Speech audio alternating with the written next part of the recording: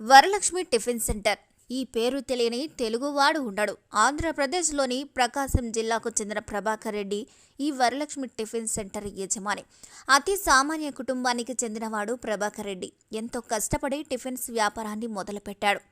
10వ తరగతి కూడా చదువుకొని ప్రభాకర్ రెడ్డి రోడ్డు పక్కన 4 చక్రాల బండిపై టిఫిన్ సెంటర్ ప్రారంభించి మంచి పేరు సంపాదించుకున్నాడు. క్రమంగా ఎదిగాడు కూడా. ఇలా వ్యాపారం బాగా ఉండడంతో వ్యాపారాన్ని విస్తరించడానికి 2017లో హైదరాబాద్కు వచ్చాడు. గచ్చిబౌలి పరిధిలోని డిఎల్ఎఫ్లో వరలక్ష్మి టిఫిన్ సెంటర్ పేరుతో హోటల్ పెట్టాడు. టిఫిన్స్ టేస్టీగా ఉండడంతో మంచి పేరొచ్చింది. ఇలా ఏకంగా 10 బ్రాంచ్లు ఏర్పాటు చేశాడు ప్రభాకర్ రెడ్డి. హోటల్స్లో రుచి, నాణ్యత బాగుండడంతో జనాలు కూడా వరలక్ష్మి టిఫిన్స్ కోసం క్యూ కట్టారు. ఇలా హైదరాబాద్లో వరలక్ష్మి టిఫిన్ సెంటర్లు బాగా ఫేమస్ అయ్యాయి. ప్రతి ఫుడ్ యాప్లో నుంచి మంచి రేటింగు, ప్రతి టిఫిన్ సెంటర్ నుంచి రోజుల్లో లక్షల ఆదాయం. ఇక ఇలా జీవితంలో సామాన్యుడి నుంచి రోజుకు లక్షలు సంపాదించే స్థాయికి ఎదిగాడు ప్రభాకర్ రెడ్డి. డబ్బు వస్తే ఏ మనిషి అయినా భూమి మీద ఎందుకు ఆగుతాడు? జల్సాలకు అలవాటు పడ్డాడు. స్నేహితులతో కలిసి పబ్లకు వెళ్లడం, పార్టీలు చేసుకోవడం మొదలుపెట్టాడు. అలా మెల్లిగా డ్రగ్స్కు, ఇతర వ్యసనాలకు అలవాటు పడ్డాడు. పగలంతా వరలక్ష్మి టిఫిన్స్లో ఇడ్లీ, దోశ, వడ వంటి రుచికరమైన టిఫిన్స్ అమ్మే ప్రభాకర్ రెడ్డి రాత్రైతే డ్రగ్స్ దందా చేసే స్థాయికి ఎదిగారు.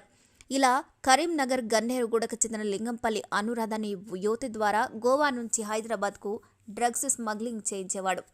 అలా ఆ డ్రగ్స్ను ఇద్దరూ విక్రయించేవారు, వారు కూడా వినియోగించేవారు కూడా. ఇక అనురాధ తరచూ గోవాకు విమానంలో వెళ్ళొచ్చేటప్పుడు రోడ్డు మార్గంలో కొకైన్, MDMA మత్తు పదార్థాలను తీసుకొచ్చి ప్రభాకర్ రెడ్డికి ఇచ్చేది. వీటిని ప్రభాకర్ రెడ్డి తన టిఫిన్ సెంటర్లోకి వచ్చే కొందరితో పరిచయం పెంచుకొని వారికి విక్రయిస్తుండేవాడు.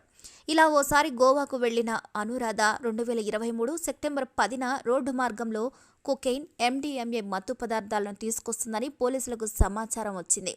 ఇలా సైబరాబాద్ ముఖీలా పోలీసులు రాజేంద్రనగర్ SO టీం కలిసి దాడి చేశారు. వాటి దగ్గర MDMA pills, MDMA క్రిస్టలు, cocaine, 5 mobiles, డబ్బు దొరకటంతో వాటిని స్వాధీనం చేసుకొని ప్రభాకర్ రెడ్డిని, అనురాధను అరెస్ట్ చేశారు. చివరికి ఏదో తంటాలు పడి బెయిల్ మీద బయటకు వచ్చాడు ప్రభాకర్. జైలుకు వెళ్ళొచ్చిన తర్వాతైనా బుద్ధి రాలేదు ప్రభాకర్ రెడ్డికి. అమ్మాయిల జీవితాలతో ఆడుకోవటం మొదలుపెట్టాడు. ఏపీకి చెందిన యువతితో రాసుకొని పూసుకొని తిరగటం మొదలుపెట్టాడు. నువ్వే ప్రపంచం, నువ్వు లేకపోతే నేను లేను వంటి కాకమ్మ కథలన్నీ చెప్పాడు. చివరికి పెళ్లి చేసుకుంటానని చెప్పి మోసం చేశాడు. దీంతో మోసపోయిన 2 యువతులు ప్రభాకర్ రెడ్డిపై పోలీసు కేసు పెట్టారు. తమను పెళ్లి చేసుకుంటామని చెప్పి ప్రభాకర్ రెడ్డి మోసం చేశాడంటూ 2 అమ్మాయిలు ఫిర్యాదులు ఇవ్వడంతో గచ్చిబౌలి పోలీసులు అతన్ని అరెస్ట్ చేశారు. పెళ్లి పేరుతో తనను లొంగదీసుకున్నాడని, సర్వం అర్పించాక మోసం చేశాడంటూ ఓ బాధితురాలు గత జనవరిలో ఫిర్యాదు చేసింది.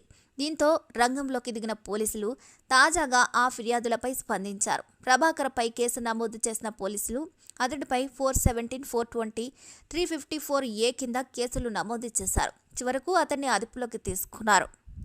10వ తరగతి కూడా చదువుకొని ప్రభాకర్ రెడ్డి తన తెలివితేటలతో వ్యాపారంలో కోట్లు సంపాదించాడు. కానీ ఏం లాభం? జల్సాలకు అలవాటు పడి సర్వం నాశనం చేసుకున్నాడు.